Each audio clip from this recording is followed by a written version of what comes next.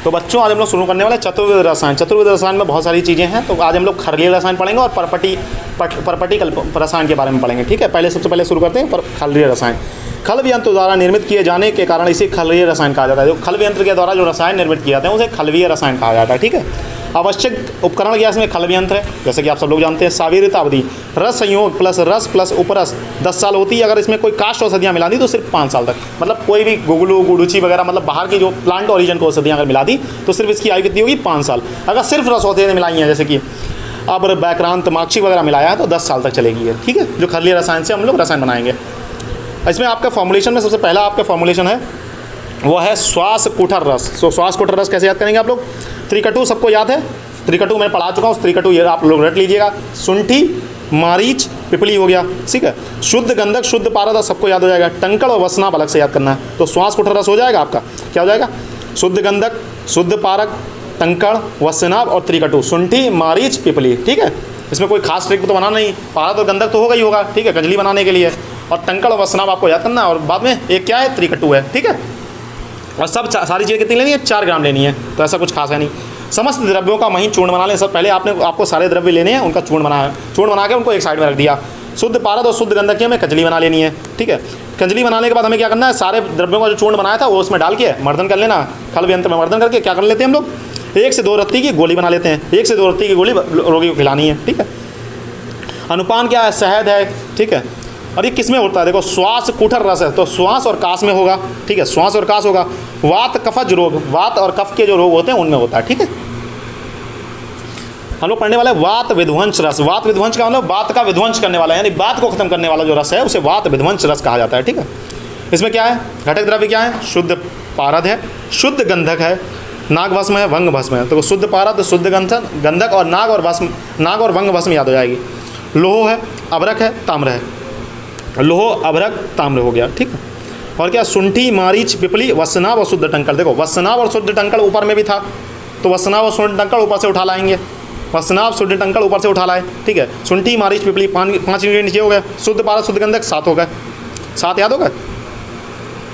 लोह अभ्रक ताम्र, देखो शुद्ध पारद शुद्ध गंधक टंकड़ वसनाभ शुंठी मारीच पिपली ऊपर से उठा लाए। ये सारे इंग्रेडिएंट्स लिखने हैं। प्लस में क्या लिखना है? ये देखो, ये सारे इंग्रेडिएंट्स तो आपको याद करनी है। आपने याद कर लिया, मान लो श्वास कुठर रस के सारे इंग्रेडिएंट याद कर लिया, वो सारे नीचे आ जाएंगे वात विध्वंस रस में। ठीक है, उसके बाद क्या क्या है? नाग याद करना है, वंग याद करना है, लोह याद करना है, अभ्रक याद करना है और ताम्र याद करना है। इनमें से कोई भी 2 याद हो जाए तो याद कर लेना। 1-2 अगर छूट भी जाएंगे तो भी एग्जामिनर इतना नहीं देखेगा, क्योंकि इतने सारे फॉर्मुलेशन से कितने याद करोगे। तो ऊपर वाले आपने याद कर लिए। किसके याद कर लिए? आपने श्वास कुठर रस के याद कर लिए।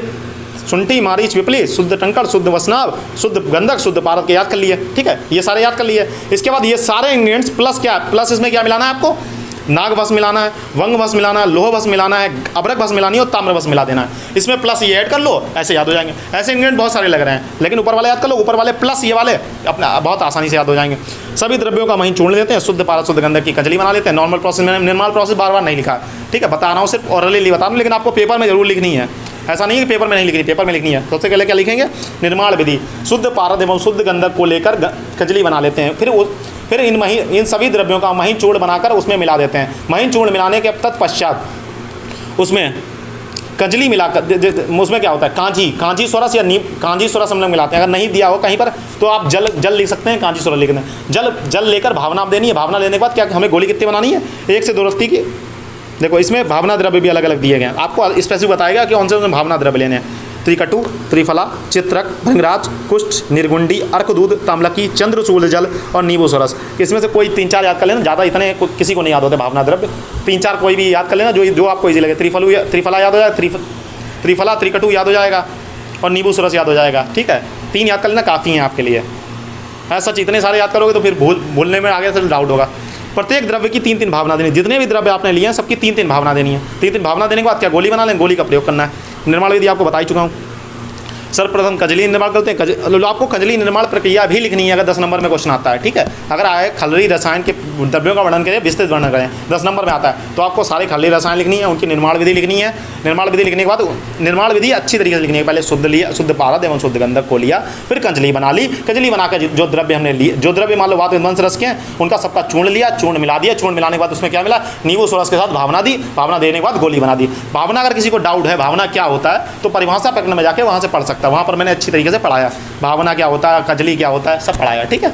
वहाँ जाके अपना क्लियर कर सकता है, ठीक है। ठीक है, प्रत्येक द्रव्य की भावना देकर बटी बना लें। देखो बटी जो होनी चाहिए, जो आपने गोली बनाई है वो कितनी होनी चाहिए, 250 मिलीग्राम की होनी है। 250 मिलीग्राम की एक गोली आपको एक मरीज को देनी है, ठीक है। अनुपान क्या होना है, शुद्ध घृत या शुद्ध मधु लेना है, ठीक है, शुद्ध घृत। आमयिक प्रयोग किसमें करते हैं, देखो वात विध्वंस रहते हैं, बात की जितनी व्याधियाँ हैं, बात में जितनी व्याधियाँ, वात चूल, वात ज्वर, वातज कफ, वात में पक्षाघात भी आ जाता है, तो सारे वो लिख दो। वात शूल हो गया, वातज ग्रहणी हो गया, सन्निपातज रोग हो गया, कफज रोग में भी हो इस्तेमाल करते हैं, ठीक है। आज हम लोग दूसरा फॉर्मुलेशन जो स्टार्ट